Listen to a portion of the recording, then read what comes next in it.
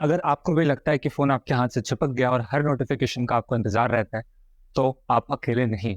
अगर आप भी अपने फ़ोन के बिना 5 मिनट से ज़्यादा नहीं रह सकते, नेटफ्लिक्स के बिना रात को नींद नहीं आती या जंक फूड के बिना ज़िंदगी अधूरी-सी लगती है, तो ये वीडियो आपके लिए है। आज हम एक ऐसे टॉपिक के बारे में बात करने वाले हैं, जो हम सबकी ज़िंदगी का एक हिस्सा बन चुका है और हर किसी के लिए काफ़ी ज़्यादा रेलेवेंट है। Dopamine detox. डोपामाइन एक ऐसा केमिकल है जो आपके ब्रेन को बोलता है, वाह क्या मजा आता है। पर यह केमिकल कभी कभी हमारे लिए दुश्मन भी बन जाता है। तो आज हम देखेंगे कि कैसे ये केमिकल हमारे डे टू डे लाइफ को इफेक्ट करता है और कैसे हम इसे कंट्रोल में ला सकते हैं। चलिए शुरू करते हैं। तो डोपामाइन है क्या? तो डोपामाइन एक न्यूरो है जो हमारे ब्रेन को प्लेजर और रिवॉर्ड का सिग्नल देती है। दैट मीन्स कि इससे हमें अच्छा लगता है जब हम कुछ अचीव करते हैं, टेस्टी खाना खाते हैं, यहाँ तक कि सोशल मीडिया पे लाइक्स भी मिलते हैं तो हमें अच्छा लगता है इस केमिकल की वजह से ही। बट ट्विस्ट ये है कि आजकल की दुनिया में डोपामाइन एक बूफे की तरह है। हमें हर वक्त कुछ ना कुछ मिलता रहता है, डोपामाइन लेवल्स हाई होते रहते हैं और हमारे ब्रेन कहता है वाह भाई ये तो मजा आ गया, और करो और करो और करो। दैट मीन्स कि डोपामाइन का हैबिट हमारे ब्रेन को लग जाता है और जब कोई भी हम लेस डोपामिन वाली एक्टिविटीज करते हैं तो वहां पर ब्रेन अनइंटरेस्टेड हो जाता है।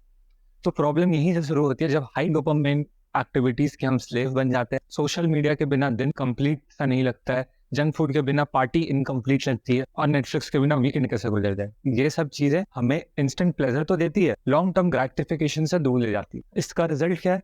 तो रिजल्ट है low focus, low productivity and a never ending cycle of distraction. तो चलिए डोपामिन की इन प्रॉब्लम्स को कुछ रिलेटेबल एग्जांपल्स के साथ समझते हैं। सोशल मीडिया सबसे पहला प्लेस जहां पर आज के डेट में हाई लेवल ऑफ डोपामिन लोगों को मिल रहा है। हर 5 मिनट में फोन चेक करते हैं लोग और 2 घंटे फोन चलाने के बाद पता चलता है फेसबुक या इंस्टाग्राम पर उन्होंने किसी और के vacation photos, videos and reels को देखने में अपने 2 घंटे बर्बाद कर लिए और अपना सारा टाइम खर्च कर गया।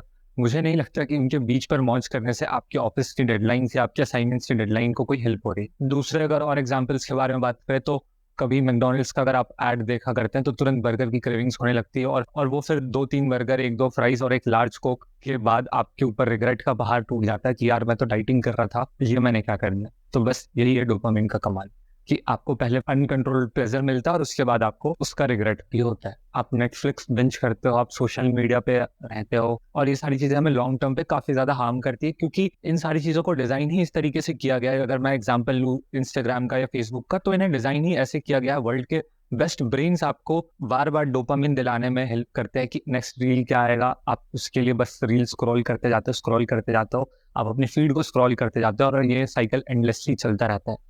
एंड रिजल्ट आपको कुछ नहीं मिलता। अगर मैं अपने बारे में ही बताऊं तो कई बार ऐसा होता है कि मैं फोन उठाता हूँ कोई और काम के लिए और फिर किसी रील या किसी पोस्ट से डिस्ट्रैक्ट होकर फिर इनलेसली स्क्रॉल करने लग जाता है और उसके बाद मुझे रियलाइज होता है कि यार मैंने तो किसी और काम के लिए फोन उठाया था और ऑलरेडी काफी टाइम मेरा वेस्ट हो चुका होता है। अब ये होता क्यों? क्योंकि सोशल मीडिया और इन सारी चीजों को डिजाइन ही इस तरीके से किया गया। वर्ल्ड के best brains, best engineers, best scientist, ये सारे लोग इसी चीज पे लगे हैं कि आप ज्यादा से ज्यादा आप इन एप्स को, इन सोशल मीडिया प्लेटफॉर्म्स को यूज करो और आपको बार बार ये डोपामिन हिट मिलते रहे, जिसके लिए फिर आप बहुत ज्यादा एडिक्टिव हो जाओ। और ये जो एडिक्शन है ये किसी भी टाइप के ड्रग्स या अल्कोहल जितना ही खतरनाक है और इसे इग्नोर नहीं किया जा सकता क्योंकि आज की डेट में छोटे से छोटे बच्चे के भी हाथ में फोन रहता है और 60-70 ईयर्स के ओल्ड एज लोगों के भी हाथ में फोन्स रहता है। और ये सारी चीजें हमें शॉर्ट टर्म में तो खुश करती हैं बट लॉन्ग टर्म में हमें बस रिग्रेट और स्ट्रेस ही देती है। आपने भी कई बार रियलाइज किया होगा कि सोशल मीडिया को यूज करने के बाद जब आपके कई घंटे बर्बाद हो जाते हैं, कोई गेम खेलने के बाद जब आपके कई घंटे बर्बाद हो जाते हैं,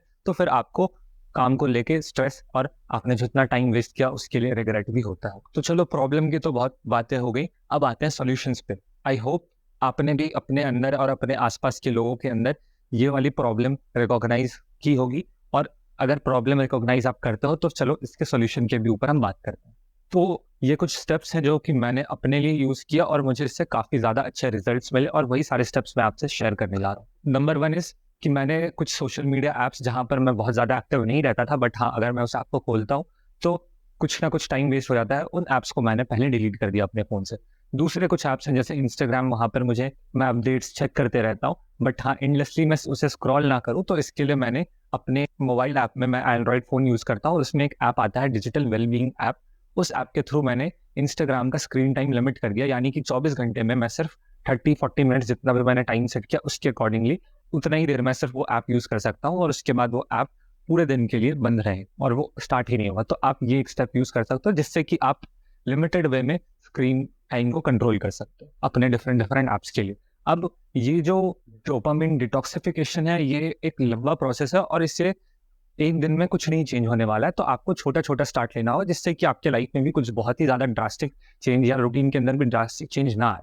सेकेंड स्टेप जो मैंने अपने लिए यूज़ किया कि जब भी मैं किसी काम के अंदर इन्वॉल्व रहता हूँ, या तो यूट्यूब की स्क्रिप्टिंग या फिर ऑफिस के बाकी वर्क्स के अंदर अगर मैं इन्वॉल्व रहता हूँ घर में या कहीं भी, तो मैं अपने फ़ोन को या तो साइलेंट में कर देता हूँ या फिर मैं फ़ोन को दूसरे रूम में छोड़ देता हूँ। इससे होगा क्या कि कोई भी नोटिफिकेशन या फिर कोई भी अननेसेसरी कॉल्स आएंगे तो वो मैं अटेंड नहीं करूंगा और वहाँ पे मैं डिस्ट्रैक्ट नहीं होऊंगा, तो मेरा जो फोकस टाइमिंग है वो ज़्यादा इंक्रीज हो जाए। फिर मैंने इवनिंग या नाइट वॉक्स करने स्टार्ट किए जहाँ पर मैं बिना फ़ोन के जाता था और आधे घंटे 45 मिनट्स में वॉक करता हूँ या फिर पार्क में बैठ जाता हूँ, बट हाँ विदाउट फ़ोन।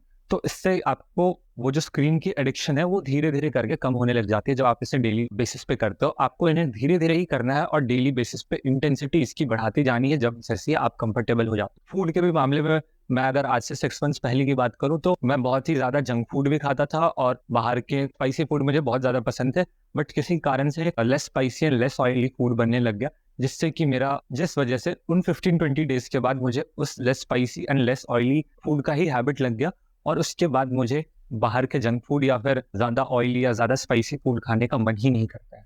और टिल डेट मैंने अपने जंक फूड के कंजप्शन को सिर्फ 15 डेज के ब्रेक से मैंने इसे 80 to 90% तक रिड्यूस कर दिया। जैसा मैंने बताया कि पहले आपको अपने हाई डोपामिन एक्टिविटीज़ को आइडेंटिफाई करना है, अपने हाई डोपामिन एक्टिविटीज़ आइडेंटिफाई किए हैं, उन्हें फिर लिमिट करना है, उन्हें उनके लिए बाउंड्री सेट करनी है और हर चीज़ के लिए काफ़ी स्पेसिफिक टाइम स्लॉट डालना है और उस टाइम स्लॉट के ही अंदर उन हाई डोपामिन एक्टिविटीज़ को धीरे धीरे करके कम करते जाना है। फिर उसके बाद जैसे मैंने बताया आपको लो डोपामिन एक्टिविटीज़ जैसे वॉकिंग, बुक रीडिंग, एक्सरसाइज, इन सारी चीज़ों के ब्रेन को इन्वॉल्व करना होगा। मेडिटेशन वगैरह आप कर सकते हो जिससे कि आपका ब्रेन वापस से लो डोपामिन लेवल्स पर आ जाए। और ये हो सकता है कि ये सारी चीज़ें आपको इनिशियली बोरिंग फील हो, बट जैसे जैसे ग्रेजुअली आप अपने इन हैबिट्स को करते जाओगे वैसे वैसे आप इनके लिए हैबिचुअल होते जाओगे और धीरे धीरे आपके लिए सारी चीज़ें आसान होती जाएंगी। और फिर इन एक्टिविटीज़ को, जो लो डोपामिन एक्टिविटीज़ है, आपको ग्रेजुअली इन्हें इंक्रीज करना होगा और जो हाई डोपामिन एक्टिविटीज़ है उनको ग्रेजुअली डिक्रीज करना होगा। मैंने अपने पर्सनली विद इन 3 मंथ्स अपने फ़ोन की स्क्रीन टाइम जो पहले 8 to 9 आवर्स होता था, अभी मैंने उसे 3 to 4 आवर्स तक कर दिया है, जहाँ पर इंस्टाग्राम पर डे सिर्फ मैं 30 to 40 minutes only per day use करता हूँ। इन स्टेप्स को, इन तरीकों को यूज़ करके आप भी देख सकते हैं कि कैसे आपकी ज़िंदगी ज़्यादा प्रोडक्टिव और बैलेंस हो जाएगी। तो ये था हमारा आज का वीडियो डोपामाइन डिटॉक्स के बारे में। अगर आपको ये वीडियो पसंद आया तो प्लीज़ लाइक करें, शेयर करें और सब्सक्राइब करें। आपको इस टॉपिक पे और क्या जानना है कमेंट करके ज़रूर बताएं। मैं मिलूंगा आपको अगले वीडियो में, तब तक के लिए stay focused and keep growing.